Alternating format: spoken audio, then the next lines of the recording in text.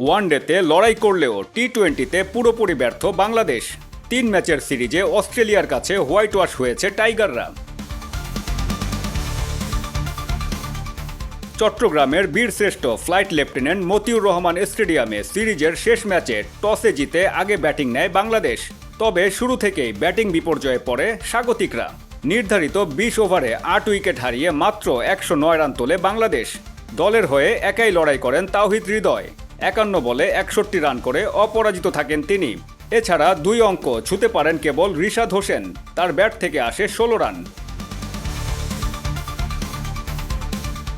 ছোট লক্ষ্য তাড়া করতে নেমে শুরু থেকেই আক্রমণাত্মক ব্যাটিং করে অস্ট্রেলিয়া। অধিনায়ক মিচেল মার্শের ঝড়ো ইনিংসে সহজে জয় তুলে নেয় সফরকারীরা। মাত্র 28 বলে 7-4 ও 4 ছক্কায় 60 রান করেন মার্শ।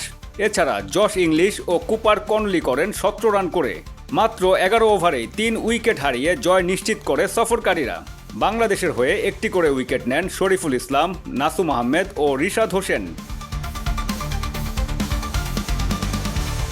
এর আগে ওয়ানডেতে সিরিজে অস্ট্রেলিয়াকে হোয়াইট ওয়াশের শঙ্কায় ফেলেছিল বাংলাদেশ।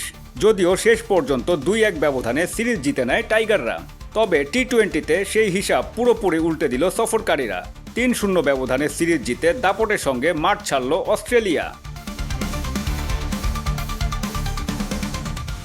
সাখাওয়াত হোসেন সুজন, ডেস্ক রিপোর্ট, দৈনিক আওয়ার বাংলাদেশ।